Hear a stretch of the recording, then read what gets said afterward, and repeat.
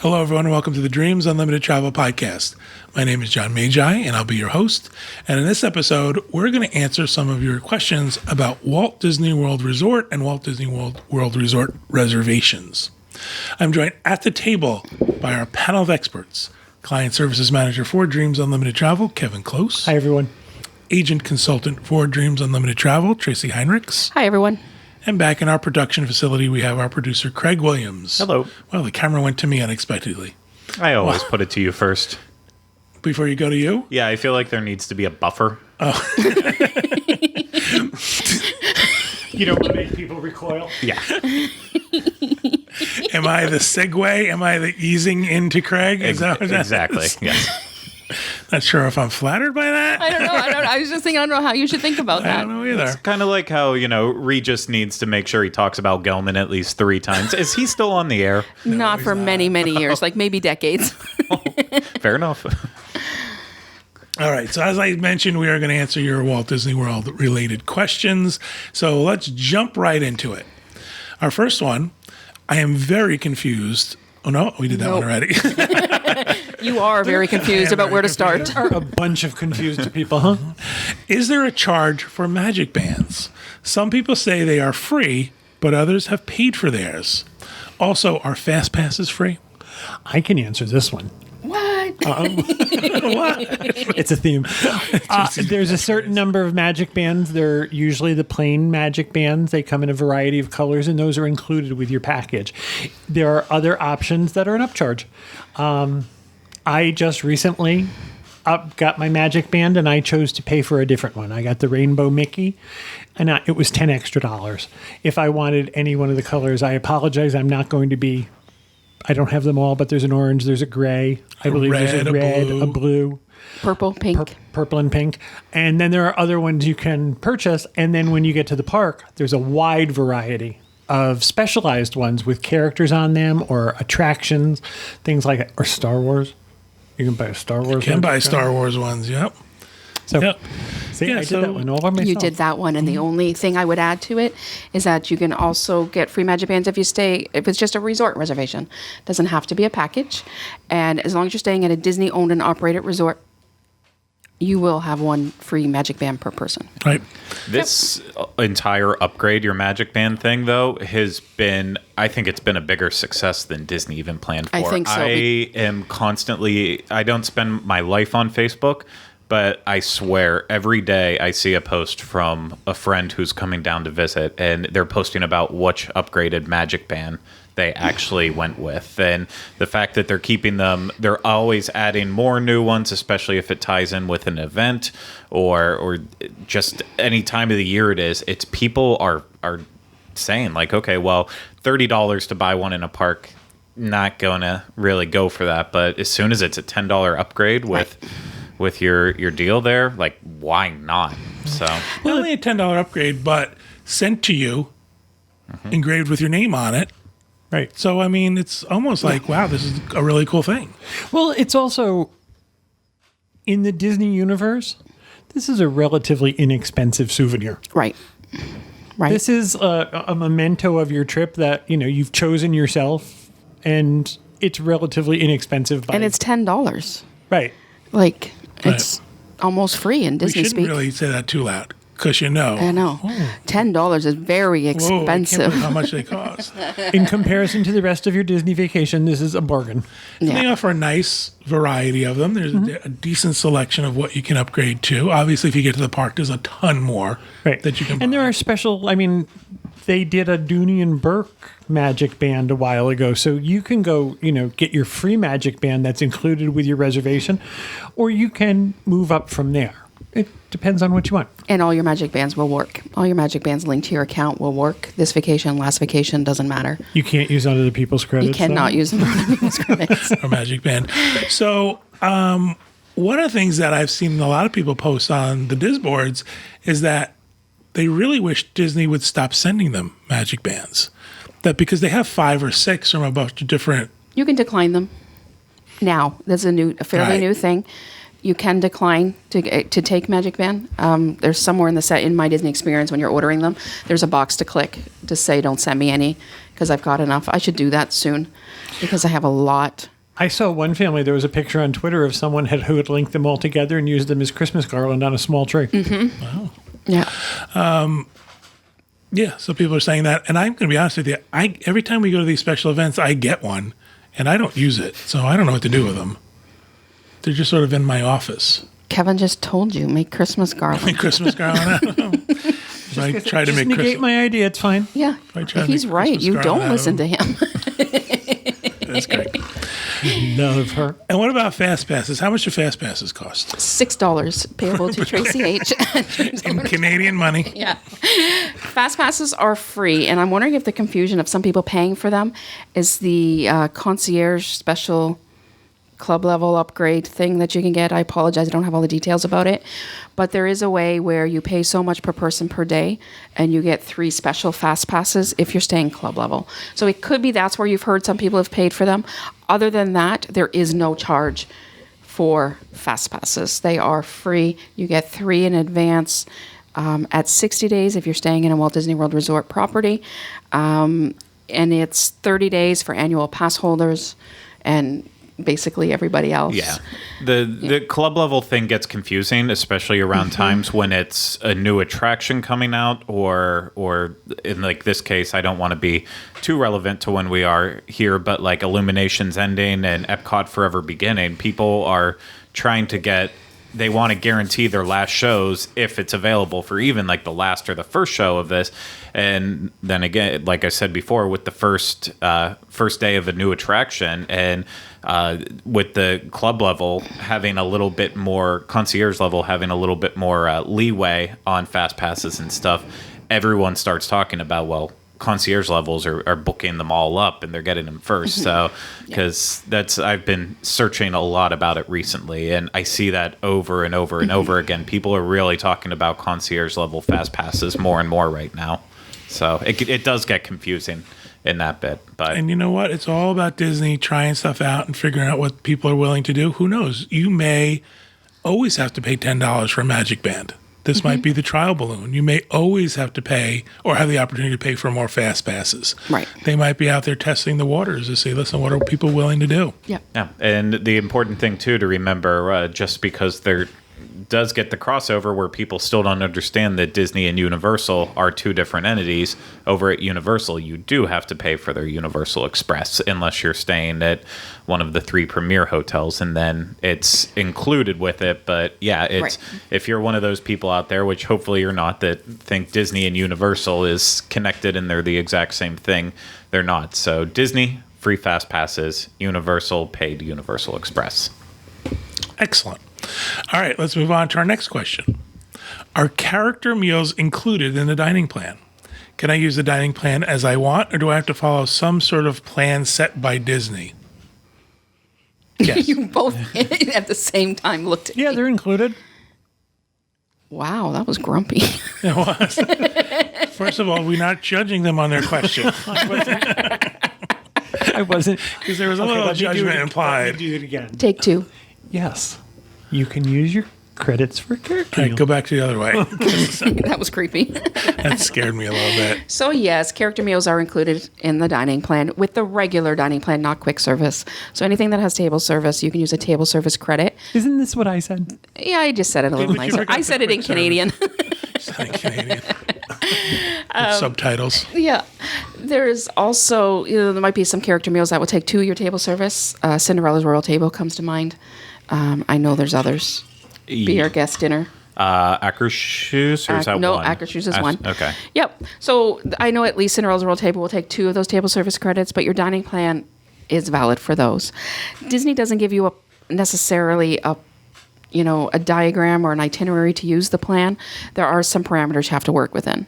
So, for example, if you're on the regular dining plan, which has had 1,700 different names since I've been selling Disney, but right now we'll call it the regular dining plan. It's 1 quick service credit, 1 table service credit, and 2 snacks per person per night of stay. So your table service credit is what we're talking about here. You can use it there for characters. You can use it for other meals.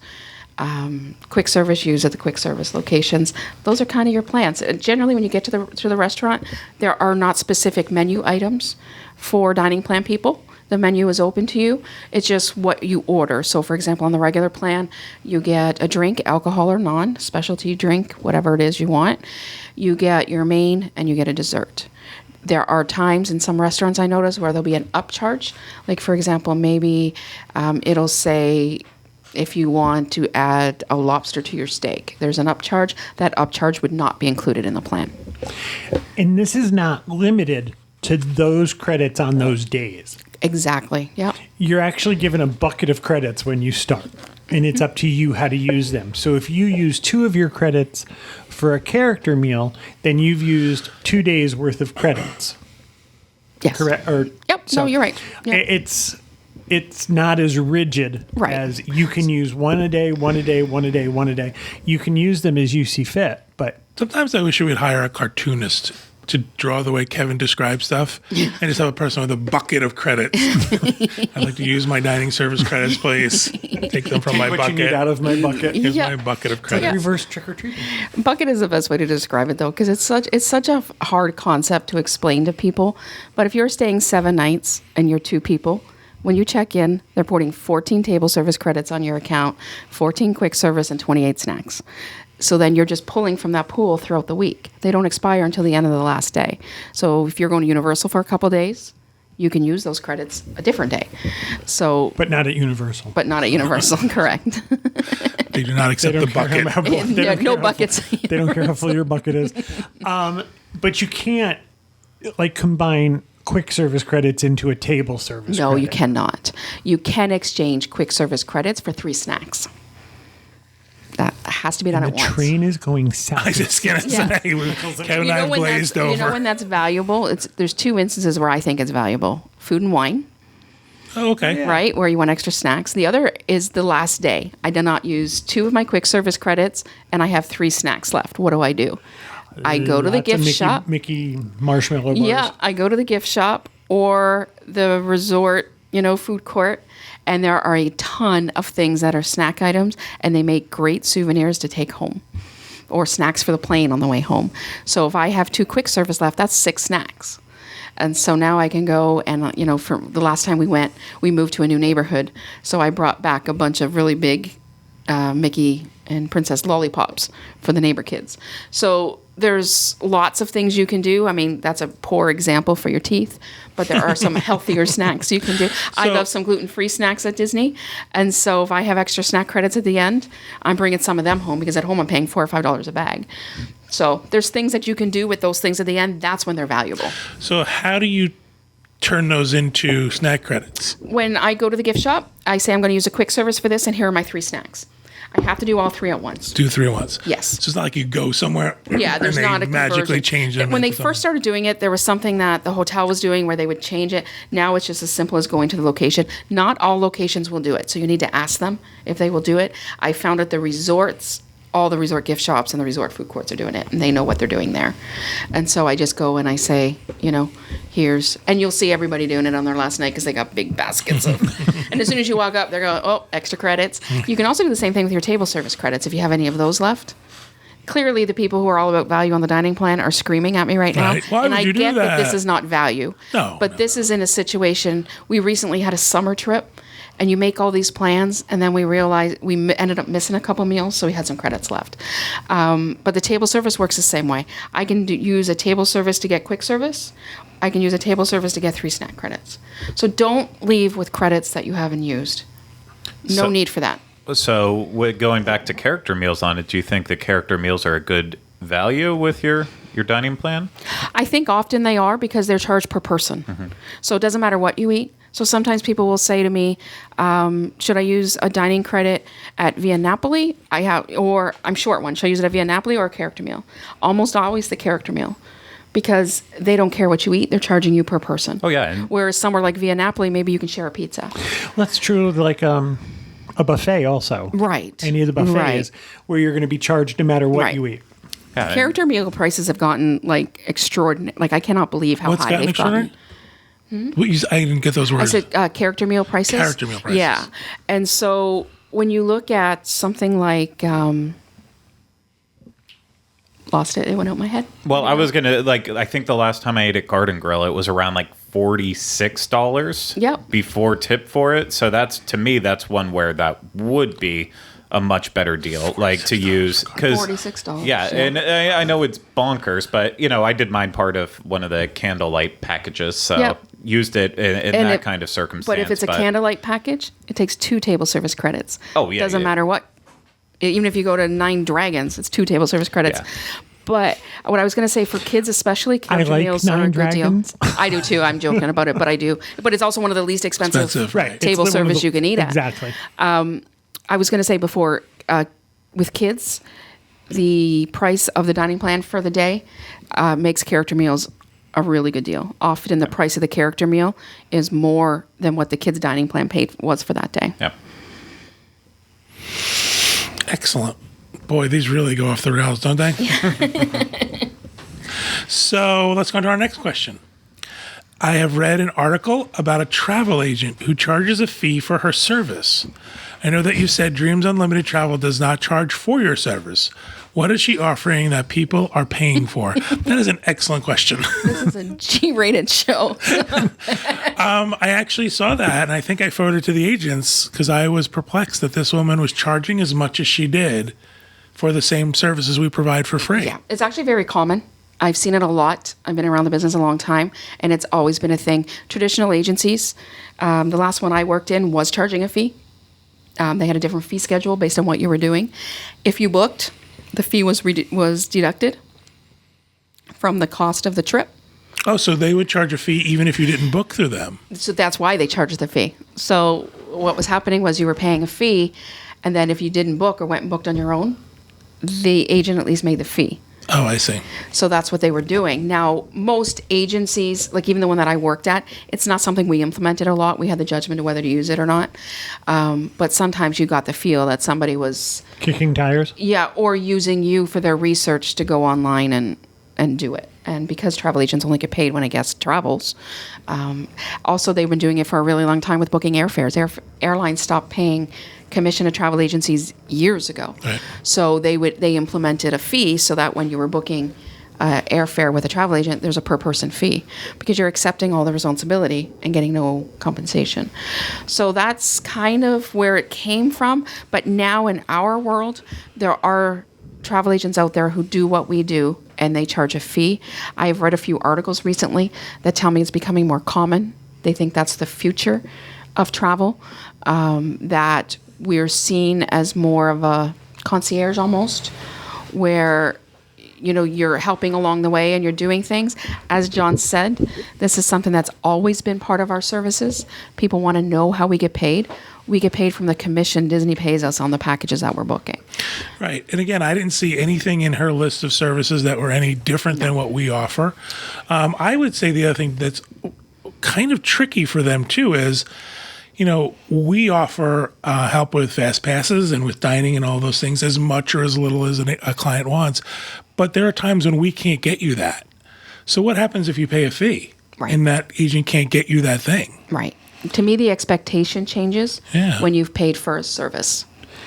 I also think one of the unsung things, or with something we don't talk about often enough, is we all have to travel knowing that there's a possibility that something could go wrong. And having an advocate that is not traveling, that's at a computer, that has the phone numbers that are needed to be on your side, I think that's a huge value that I don't think people take into account. Having an advocate that's working for you, with you, and hopes that you have the best vacation, that's a really important feature of being a travel agent. How many times a day do you go to bat for clients with Adventures by Disney? Because they've did something weird I to their just reservation. recently had a or something. client who missed a flight and needed some help getting from the flight was canceled because of weather. So there was a great deal of logistics of now I have to get ABD to understand that their flight was canceled and that they're going to be coming in a day later, and now they still have to be picked up at the airport and have to join. And that's something that I consider as part of my job. That's part of my responsibility. So knowing that you've got somebody who's going to work for you when times are stressed. Our job does not end when you get on the plane or when you check into your hotel at Disney. We don't breathe a sigh of relief and say, "Oh, that one's gone." You know, we are still looking after you, and we're still here. I hear you snickering, Dreams agents. Right. What? And to this point, with the travel agent charges a fee, as I said, I was reading articles lately. There are travel agents that I'm reading about that a large percentage of their annual business is coming from these fees. I think they probably do a very good job for the fees, and if people are willing to pay it, it's a service that's out there. It's something like John had said, we're already doing it. We're already offering it. I can't imagine Dreams would ever go to a fee-based service. That's never been our model, and I can't see it ever becoming it. And if we do, I would just keep it. So it's not like the agents are going to Yeah. say it. It's not- Another question that I answer quite frequently is Dreams Unlimited Travel never charges your card Yeah. or your credit card. And Dreams Unlimited Travel never holds your cash. There are travel agencies who will accept your payments and put it in their bank account and then pay when it's time for your payment to be made. Dreams Unlimited Travel doesn't do that. And if something happens to the travel agency that's holding your money, you no longer have a reservation.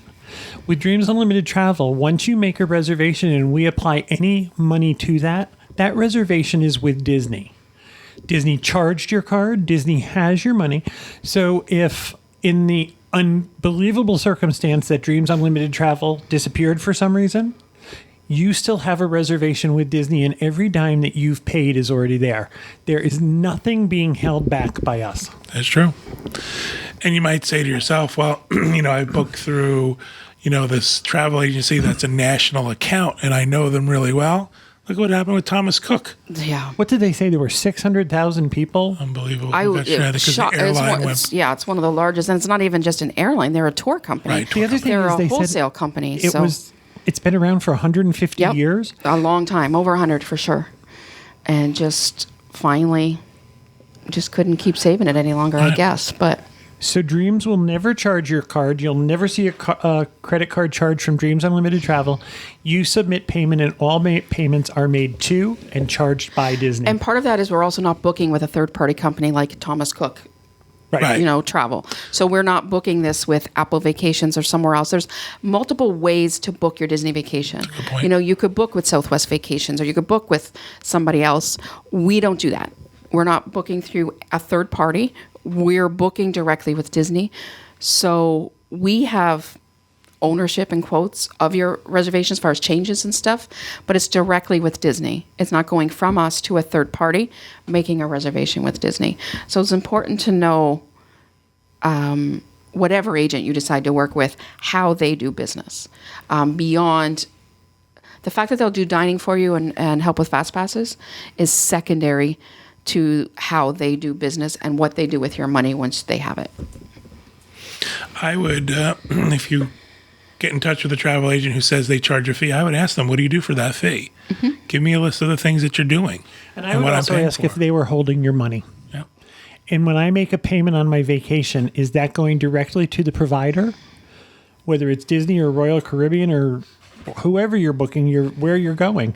Is my money going directly to the provider, or are you holding the money and paying on your schedule?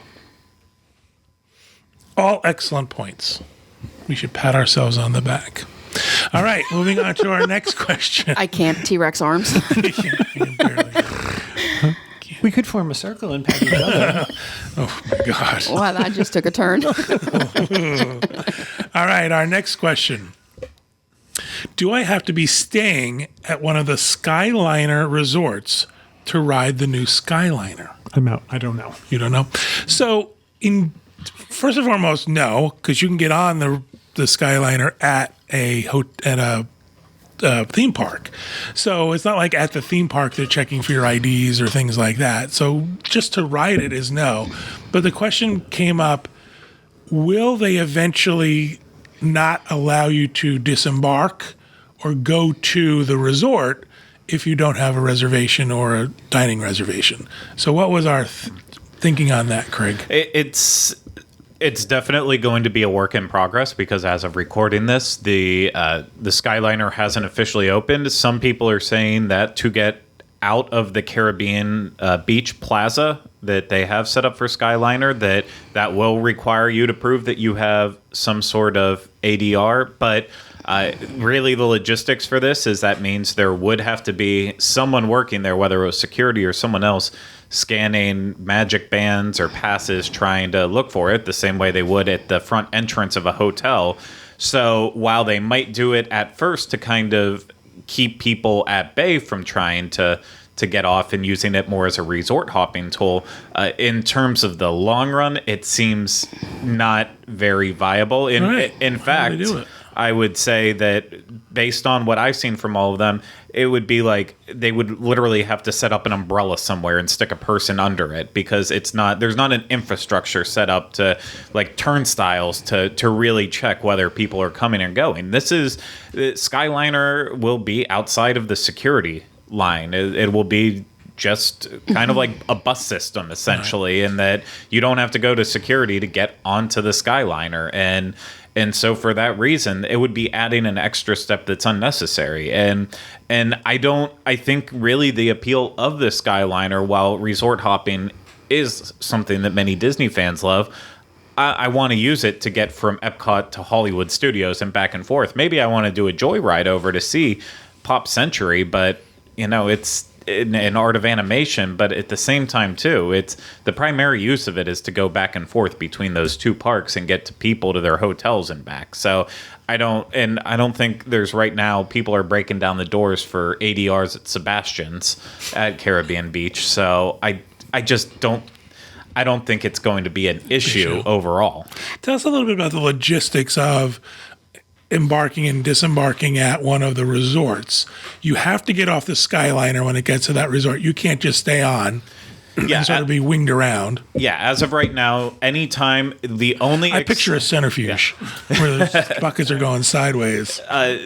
The only exception to this is actually Riviera. Riviera, you do have the option to stay on and ride through because that's kind of like... that's more or less a pit stop. In the grand scheme of things.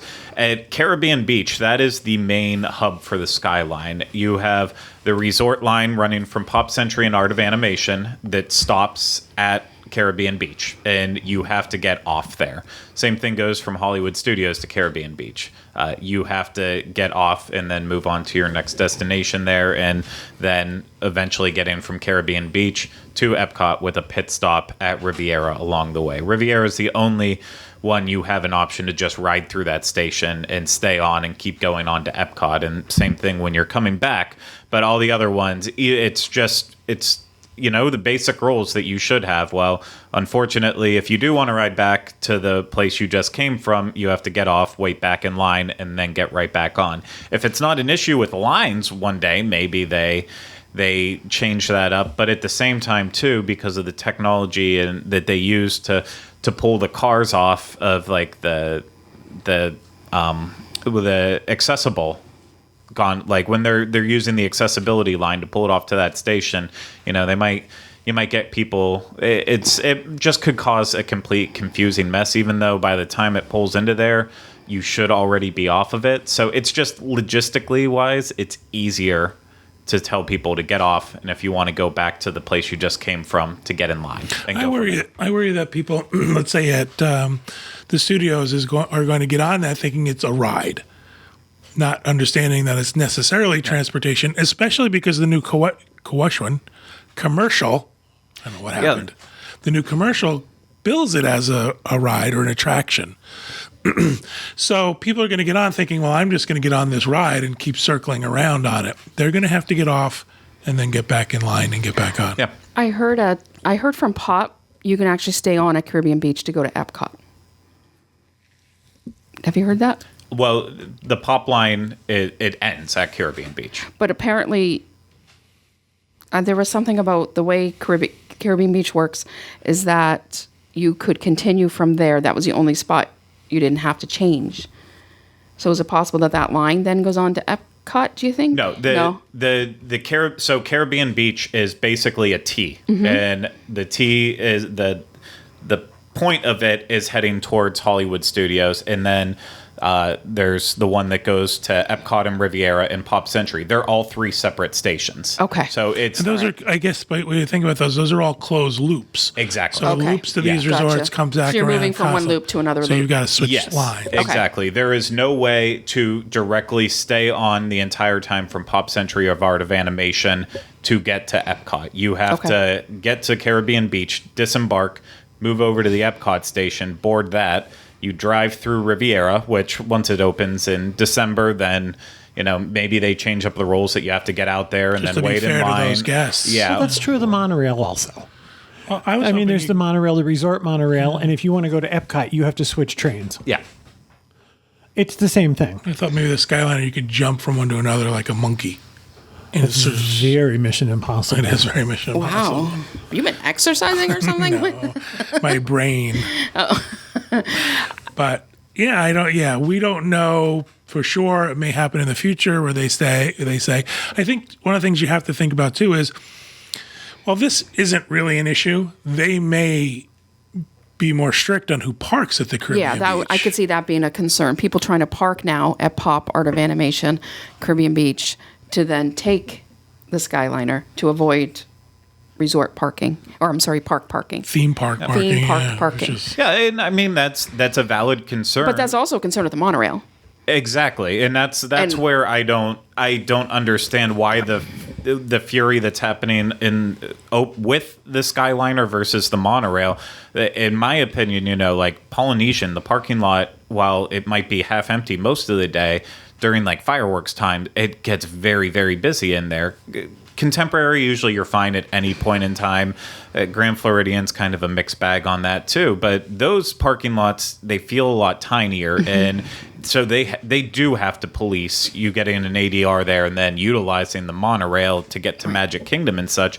With like Pop Century and Art of Animation, I mean, those parking lots are massive, and same thing with Caribbean Beach. So people will take advantage of trying to do that, but I don't think it's enough that they need to start policing it to shut it down. If they need to police more, then they need to get even stricter with the monorail line resorts, in my opinion, and then worry about Skyliner second. I think it's going to work very similar to the monorail. I can't see them putting any extra resources. I can't see it being a big enough issue to warrant extra resources and money to try to restrict who's coming from where. I think the parking, they'll implement whatever they can at the guard station, because to get in there, you need to get past a guard. Right. But as far as I think anybody is going to be able to use it, I think it'll get to the point where most people realize there's no need to use it. I don't think it's going to be fun of it. right. People will be like, oh, okay, I did it. Yeah, and I know there's some kids who loved going and just riding the monorail, who love that as an attraction, and that might be the same thing with the Skyliner.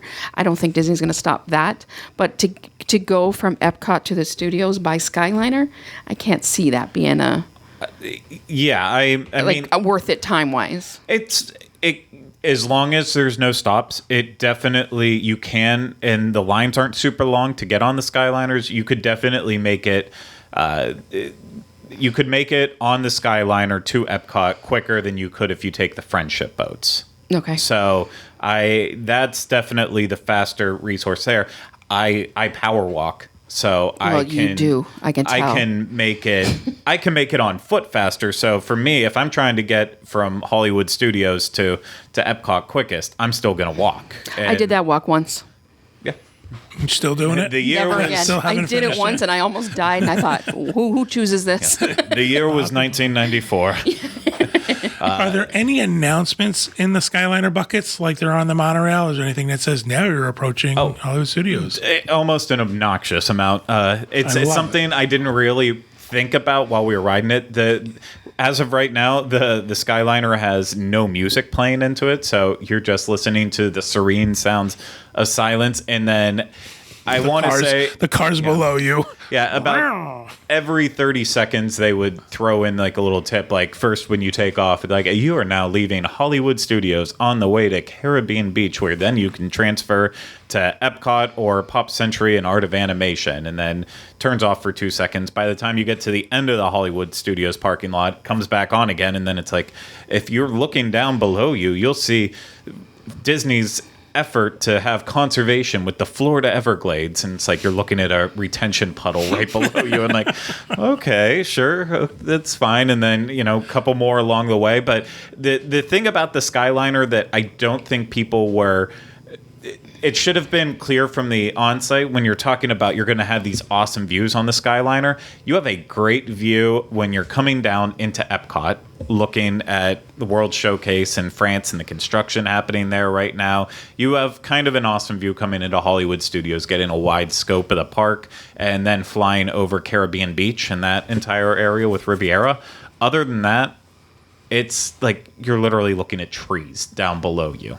So it's not like you're not going to be riding this to see like, oh, I want to travel and look down at everything below me. You're looking at pavement, trees, roads. There was a concern when they first did it that could you see backstage areas? And the way Disney is no, they're not going to let you see backstage areas. So they're going to make sure that this thing is running through heavily treed locations or over highways or yeah, and roadways. I'm not saying it's a bad thing. It's very serene, and they have the right moments where they showcase it off. Like when you're flying over Hourglass Lake, going into Pop and Art of Animation, it's a beautiful little flight in, and same goes coming down into Epcot and such. But in general, yeah, it's not like you're not riding this thing to really get a look at everything down below you. That's the reason why I want to ride it. I'm hoping I could see stuff, but. Probably not. All right, let's move on. Our final question, Kevin. Brace yourself. Braced. What's the best way to save money on a Walt Disney World vacation? Not go. That's the only way you're going to save money. Simply don't go. No, we want you to come to Walt Disney World. We want you to visit. I don't know that there's any one specific thing you can do. I think there's a lot of little tricks you can apply. There's a lot of different things you can do. First of all, I think it starts with setting a budget and working within the budget, and then deciding what's important. So I think your first choice is resort. This is very grown up. It is. That's, people want to hear like a trick or something. They don't want to know There's like no the budget. tricks. Ask for ice water and don't buy bottled water. Excellent. Get a double burger and ask for an extra bun. That was a little condescending. Excellent. There's not a quick fix. If I was only allowed to say one thing, I would say book early. We know it's not that the pricing is tiered or anything, but we know Disney's known for increases of pricing. And we had talked about on a previous show how sometimes discounts come out, but they're not worth it for everybody because, resort prices may have increased, ticket prices may have increased, dining restrictions plans on the package may make it things you're can buying you change. don't need. Right. So I would say your best bet is kind of book early. There are multiple levels of resorts here. I know Disney is starting to offer good neighbor packages, and a lot of people are looking for those to save money. I've yet had a client that I've compared for that it made sense. By the time you add in Magical Express and things like that, I do think there's situations where it makes sense. If you have a larger family that puts you into a different room category at Disney or a different resort, you may be able to find something in a good neighbor that's comparable. But convenience is going to cost you, and time is worth something as well. Good neighbors at Walt Disney World are very similar to the good neighbors at Disneyland in Anaheim, in that people are looking for a room discount. They're not looking for a package. They're not looking to put together something. They're just looking for that dirt cheap room package and where they can save money. And it can be found out there if you're really willing to look for it. But again, you're giving up certain things for that location. So there's not a secret. I would say one of the things I would also say is book with Dreams, because we're watching for those further discounts for you. You don't have to be, watching and know the secret formula of how to get them. We're out there, we're watching, we're checking. You don't have to sit on the phone for hours. Just going to say, time is money, right? Yeah. How valuable is your time? Would you rather have us do it for you and, make those things and make those plans, and you can go and you can put in a payment online in seconds and we'll take care of it for you. So Travel off season, if you're going to be traveling during Christmas, during, the busier times when kids are out of school, especially summer can be busy and pricey, but not as much as you would think with Disney. I think it's more the spring breaks, Christmas time. Because spring breaks used to everybody had the same spring break. Yeah, it was that's not the always case around anymore. Yeah. Easter. And now it's this sliding thing where they start in February and go through the end of April. pretty well from mid-February to April can be, so sometimes it's traveling in an off-season time. We typically find that January tends to be lower pricing. You're sacrificing some weather possibly. You may have some more things closed if they're expecting the parks to be, to be closed. They might be doing different refurbishments and stuff. The parks wouldn't be closed, Not but the certain parks, I'm sorry, but attractions. certain attractions. Yes, that's right. But one of the water parks is usually down in January. Yep. It also depends on what is important for you to save money on. Right. Some people say, well, I don't want to spend a lot of money on food. Well, there are tricks for that too. Right. Buy your big meal at lunchtime. Don't go to certain restaurants that are more expensive. If you don't have the dining plan, go to a store and have donuts and stuff in your room for breakfast. Right. There's a lot of tricks for that. Or is it, people say, well, I want to save money on the actual vacation itself. So there's different aspects of where you can save money. I mean, if you're looking to save money on everything, that's a lot of work. That's a lot of planning involved in that and figuring it out. Yeah, there's a lot of factors. It's not a quick answer for sure between dates and resort choice and what kind of tickets you're going to include. And, dining plan, does it make sense? Doesn't it make sense? I wasn't joking when I first said I paid $5 for a bottle of water the other day at Disney. And I think to myself, use a refillable water bottle. Any quick service location will give you a glass of ice water. $5 for a bottle of water is. There are certain things where I think hotel rooms are just expensive anyway. I'm sorry, $5 for a bottle of water is kind of robbery. Yeah, if you don't bring a refillable water bottle at this point, then it's Disney's adding more and more refill stations, and like Kevin said, you can go up to any quick service restaurant. They'll give you as many cups of water you need to fill up your bottle with, but that'll start saving you money instantly, and you'll actually be hydrated, especially in those hotter summer months. But I'm starting with the discounted budget side. I'm starting to look at the opposite side of the spectrum in it. Then instead of looking for the best deals on the vacation I'm wanting, realize that it's going to cost the amount that it is. So let me look how on my day-to-day at-home life I can start budgeting and cut out stuff I don't need. Why make the vacation suffer from what it can be when I can go and have the vacation I want, where I can cut out stuff like, do I really need to buy this much food? As if half of it's going in the garbage at the end of the week? And You go to look at that. the budget board on the Diz boards, it's amazing the lengths that people are going to save money in their daily lives to afford a vacation. And if that's the route you want to take. I have a question about the refill bottles. Is the water coming out of there cold? I've never used one. I mean, I've not had a problem with warm water.